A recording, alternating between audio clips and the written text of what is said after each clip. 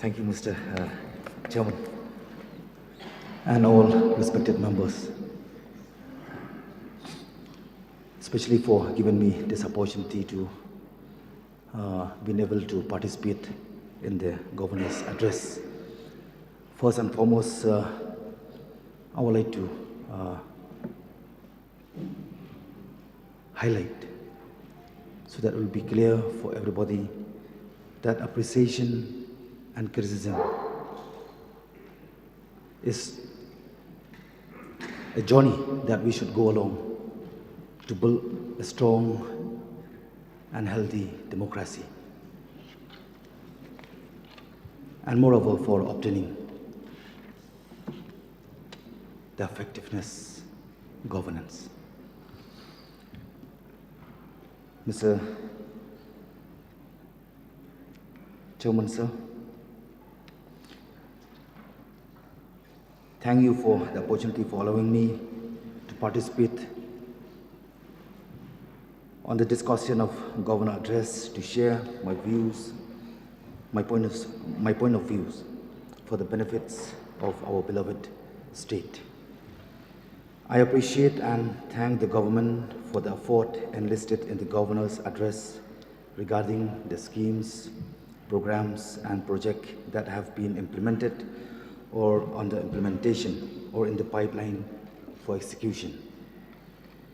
However, there is no mention in the Governor's address regarding the vision documents, roadmap to achieve the aims, timelines for achievement, corrective measures, restructuring, administrative reforms, economics reform, forward steps of action, learning and experiences from the past government that are necessity to drive the growth engine for ensuring galloping growth and sustainable development for the state and for the people, in line with the availability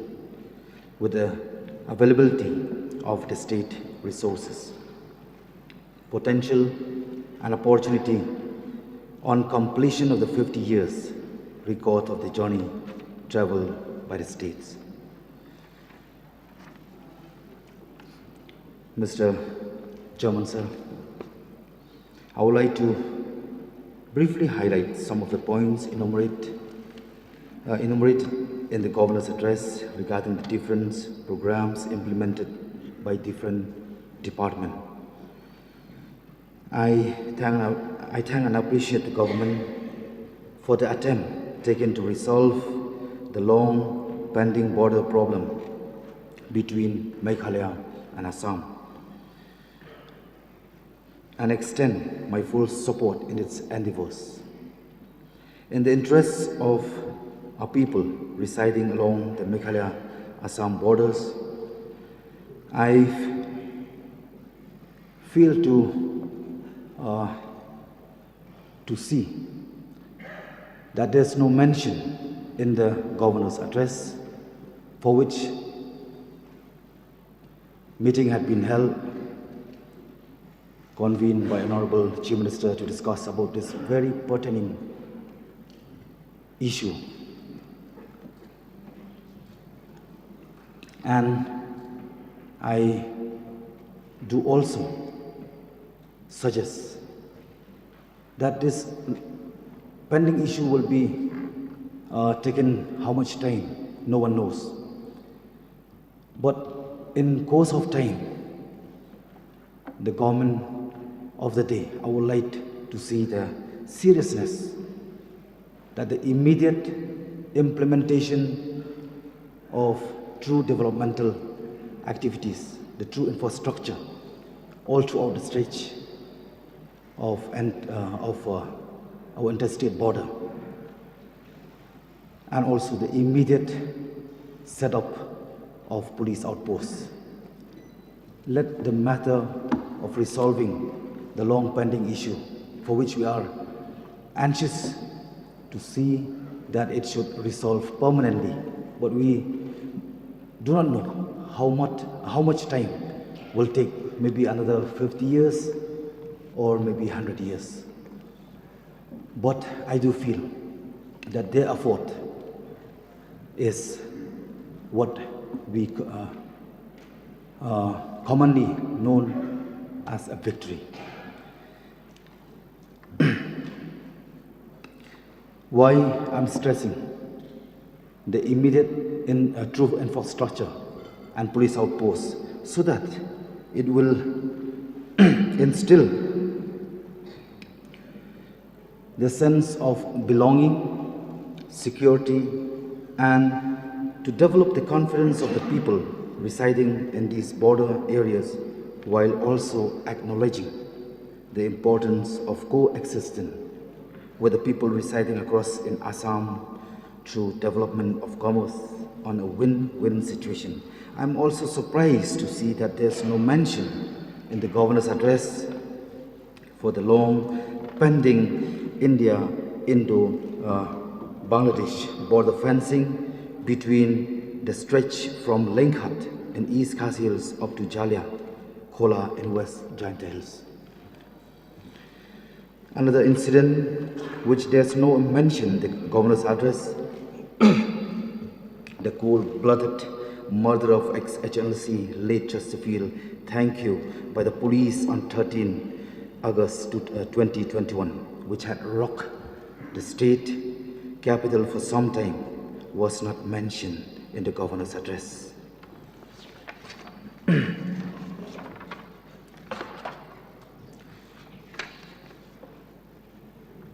Now I'll come with the planning.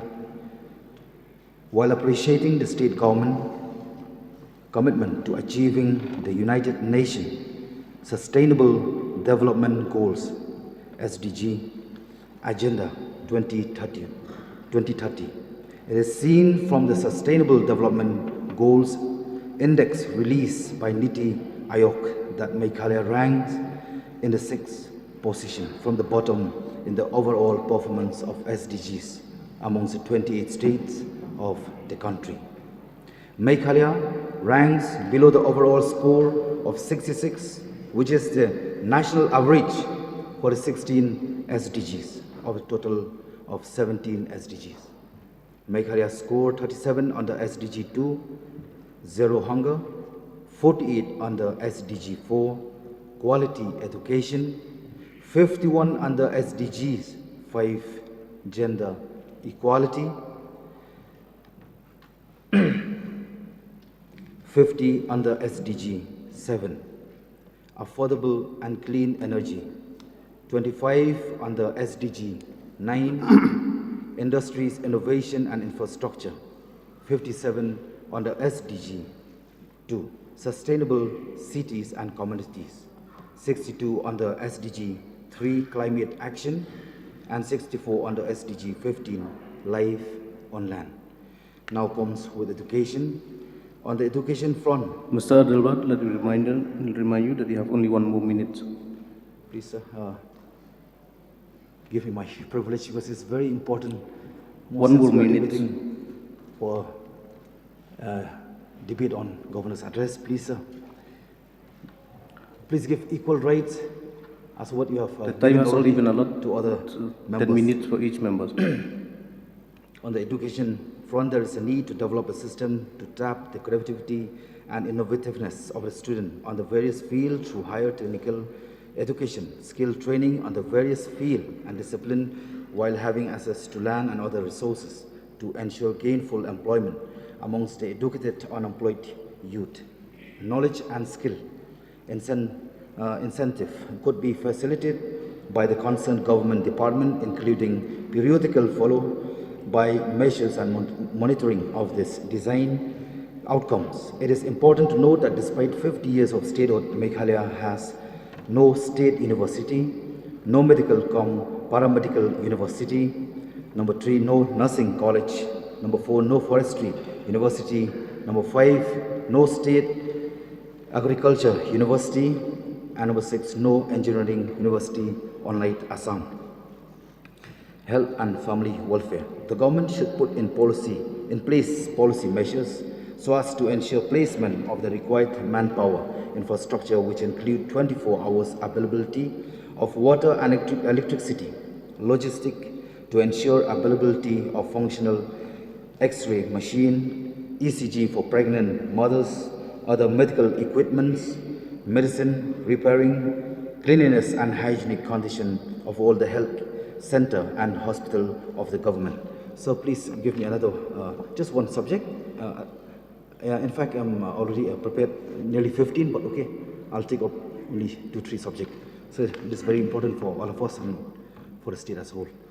Agriculture and farmers' welfare. The governor's address did not spell on government policy and direction regarding the issue of net area zone, which is only 9% and lower than the national average of 46% and the northeast region as a whole of 17%. So also the area zone more than ones which is only 17% and relatively lower than Manipur and Arunachal Pradesh. Meghalaya has high percentage of 20% of cultivable water land compared to total net zone area, indicating the scope for expansion of crop cultivation. The total fallow land in Meghalaya is 10.30%. All these issues and challenges are required to be addressed by the government as far as possible to ensure improved productivity and production of agricultural crop within the Sustainable Development Framework. The farming community is facing distress in different areas and across Meghalaya. No mention is made in the government address regarding the issue, challenges, the farmers' welfare for which the government can take and draw appropriate and correct policy measures. There is immediate need for the government to institute a committee of agricultural Mr. Adelbert, please wind up your speech. It is very important. So I know that we have to abide the rule, but please let me finish with this one subject. It's very important for all of us. Institute a committee of agricultural experts for detail on the ground study to understand the situation and condition, including the issue and challenges encountered by the farming community in agriculture and allied agriculture sector, and to consider their informed opinion while submitting to the government for consideration and action, amongst other. Our framers need to have knowledge on the per unit area production so that they are aware about profit and loss and find out informed decision making on how to achieve sustained productivity, including market behavioral pattern. I request the government to consider putting in place a policy framework to ensure participation in practice for all the concerned government department with common objective and shared vision to come and work together under the platform of a new yet unified convergence method, differing from the present convergence system, to ensure holistic development for the government to consider having the annual farm budget for all the agriculture and allied agriculture sector, rural development, etc., since a holistic system of approach on the farm sector will enable the government and legislator to get a true picture about the program impact and outcome as individual department on the farm sector needs to be studied. The annual farm budget is proposed, keeping in view the fact that by tradition our rural population practice multiple farming activities such as cultivation of agricultural crops, horticultural crops, commercial trees, rear pigs, poultry, cattle, beekeeping, and rear silkworm and fish farm. Separate annual farm budget will not pose any kind of additional burden on the state, but will facilitate better service delivering for the farming community. Sir, I was anxious to see the House yesterday. They raised a voice no when it comes with an issue to protect the land on agricultural land from converting into non-agricultural land. This will become an issue. Thank you so much, sir. I'll resume my seat.